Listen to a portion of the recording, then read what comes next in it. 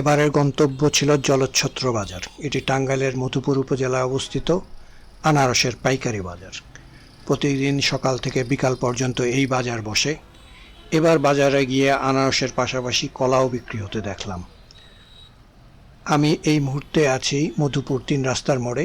এখানে আনারসের একটি সুদৃশ্য ভাস্কর্য আছে। এই মোড়ের বাম দিকে যাওয়া যায় ঢাকা, সোজা জামালপুর, আর ডান দিকে মুক্তাগাছা।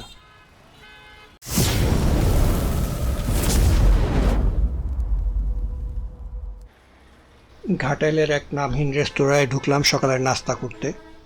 ঈদের ছুটি বলে সকালে তেমন কোনো লোকজন নেই। পরোটার সাথে বুটের ডাল এবং সবজি। দাম নিল 50 টাকা।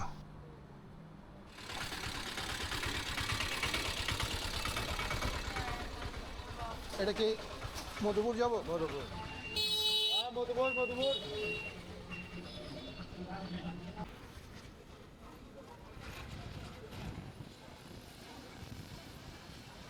এরপর মধুপুরের উদ্দেশ্যে যাত্রা।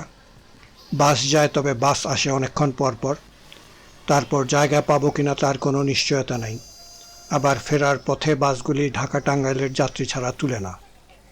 ঈদের সময় তো আরও বেশি ঝামেলা করে, তাই এই মাহেন্দ্রগুলি ভরসা। যদিও মহাসড়কের বিপরীত দিক থেকে আসা দ্রুতগতির বাস দেখলে ভয়ই লাগে। এই বুঝি লাগলো। আমিও এরকম এক মাহেন্দ্রাতে উঠে বসলাম। পথে কিছু জায়গায় থামলো যাত্রী উঠানো নামার জন্য। অবশেষে পৌঁছে গেলাম মধুপুর। বলতে ভুলে গিয়েছিলাম, ঘাটাইল থেকে মধুপুরের ভাড়া নিয়েছিল 40 টাকা। মধুপুর ৩ রাস্তার মোড়।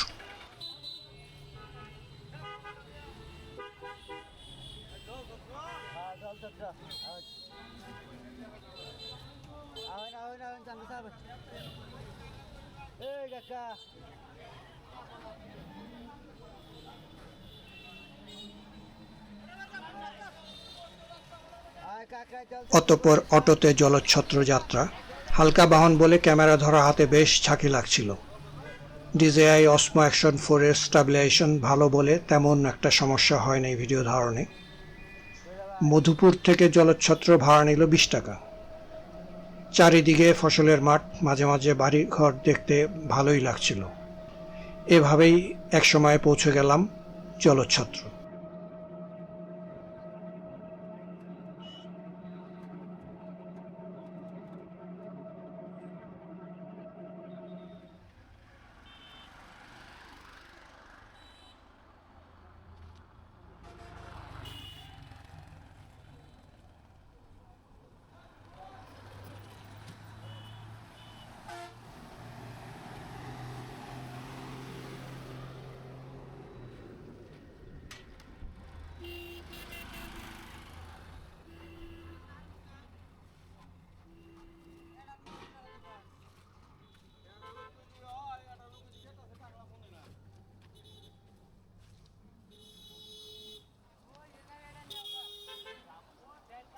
এই হলো জলচ্ছত্র বাজার। চারিদিকে কেবল আনারস আর আনারস। অটোতে করে আনারস আসতেছে একের পর এক, সাথে রিক্সা ভ্যানও দেখা যাচ্ছিল অনেক। রাস্তার দুধারে অটো এবং ভ্যানগুলি সারিবদ্ধভাবে দাঁড়ানো। ব্রোকাররা এসে দরদাম করছিল। বড়, মাঝারি এবং ছোট এই 3 রকমের আনারস বিক্রি হয়। মাঝে মধ্যে কিছু খুচরা বিক্রেতাও চোখে পড়ছিল।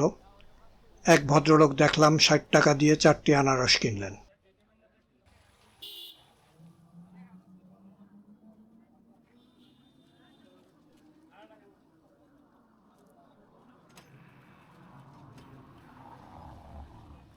সারিবদ্ধভাবে দাঁড়িয়ে আছে সব অটো, ভিতরে আনারস। মাঝে মাঝে কিছু রিক্সা ভ্যানও দেখবেন আনারস দিয়ে ভর্তি।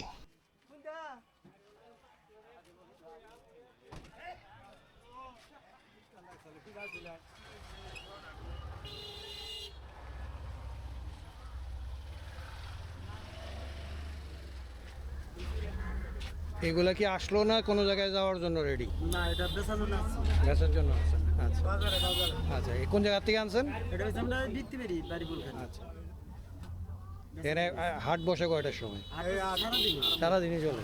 আচ্ছা। এই বেলা 4টা পর্যন্ত। সকাল আপনার 7টা থেকে শুরু হয়, বিকাল 5টা থেকে। এমনি কি ডাকে আর কি যে বললাম যে ওই হিসাবে বড়রা বড় দাম, ছোটরা ছোট দাম। আচ্ছা। যার যেরকম খাটে ওইরকম করে রাখে বিক্রি করি আমরা। মানে যে কিনবো সে এসে আপনার সাথে দাম দর করবে? যোগাযোগ করি।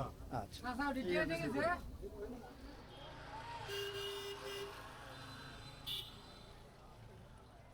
রাস্তার দুপাশেই আনারসের সারি,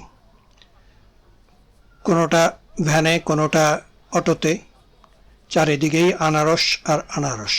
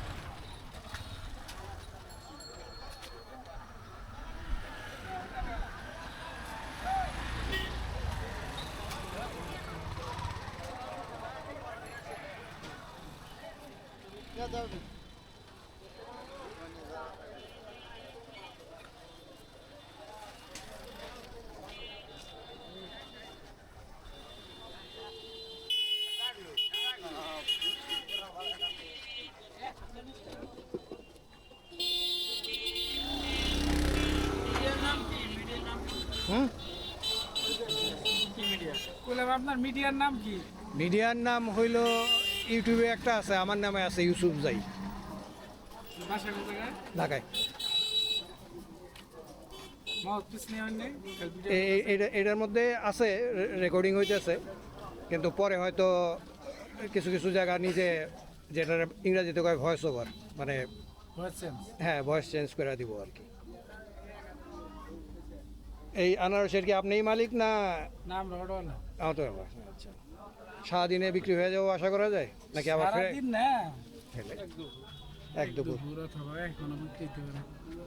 হয়, সবাইটা বিক্রি হয়, কারণ প্রচুর প্রচুর অটো আছে দেখলাম। সব যাও এড়া থাকে। এক বছর হবে না। আচ্ছা না আসর নামাজের পরে এড়া থাকে। আচ্ছা। 2 টাকা কম আর বেশি 300। আচ্ছা। আর বর্তমানে ব্যস্ত আছি আমরা। ও মানে অটোওয়ালারাই বেচা বিক্রি করে?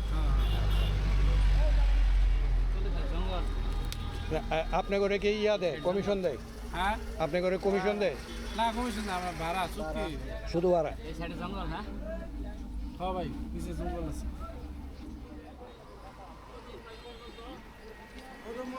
রসমালাই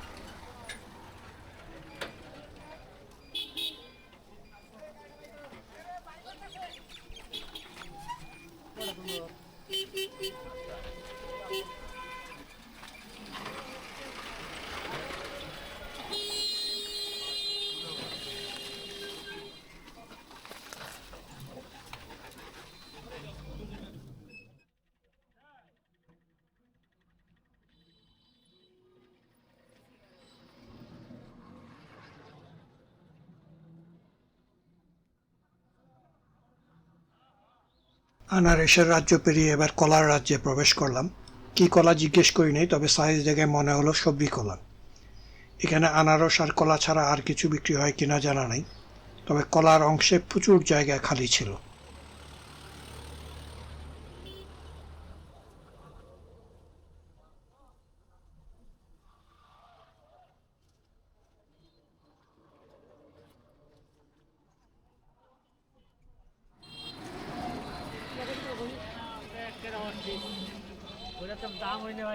আচ্ছা যাই আছে 3টা কত দিবা কক? লিনু ভাই তুই হামলে দিছিস। 3টা কত দিবা করে নিতে? ব্যস্ত আছেন এটা কই এম বৌমতি কোনটা আবার খায় বাংলাদেশ? আদালতের বলা মারা হচ্ছে কি কথাটা বুঝছেন না? সে কইলো এটা তেলাটা কিনলে তো 70টা ভালো না আচ্ছা আচ্ছা কখন যা করুন। আর 250 টাকা দিলে ছাড়ো 50টা 200 আচ্ছা আচ্ছা দাম বেশি কথা আছে 250 টাকা পুরো এক কাদি না 3 টাকা মিলে আর হ্যাঁ সে 50টি যে কই দুটো এলা দিয়ে দেবে কই দিবা আচ্ছা দেখি আসবো। লাশে কোথা থেকে হ্যাঁ কোন জায়গা থেকে আনছেন এলা আছে কোন জায়গা থেকে বার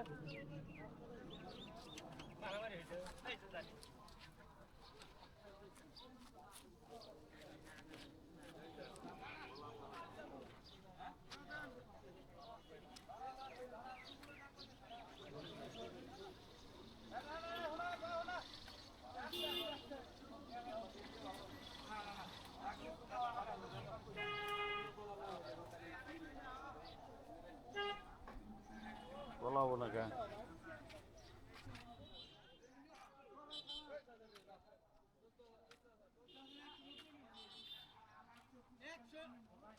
এখানে প্রচুর ব্রোকার আছে, তারাই আগে দাম দর করে টাকা অ্যাডভান্স করে রাখে, তারপর মূল ক্রেতার সাথে আলাপ করে বিক্রি করে। এতে তাদের ভাষায় কিছু লাভ থাকে। একজন ব্রোকার অবশ্য বলেছিলেন তার ঘরে 3000 টাকা থাকে। তবে এইসব ব্রোকারদের পিছনে কিন্তু আরও বড় ব্যবসায়ী আছেন যারা মূলত এই ব্যবসায় টাকা খাটান।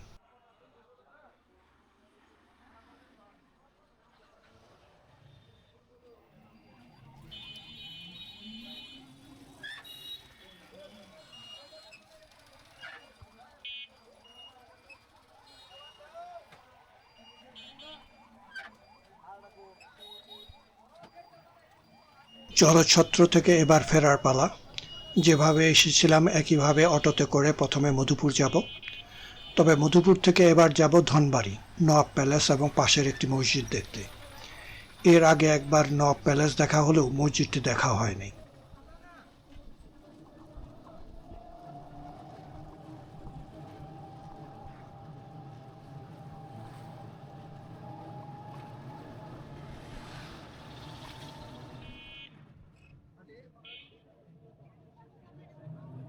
মধুপুর থেকে আসার সময় এই স্থাপনাটি দেখেছিলাম।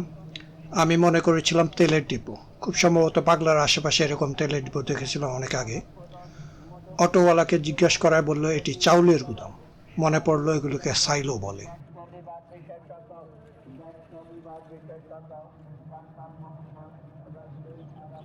জলচ্ছত্র ভ্রমণ এখানেই সমাপ্ত। আপনারা ভালো থাকুন, সুস্থ থাকুন এই কামনাই করি। পরের ভিডিও দেখার আমন্ত্রণ রইল।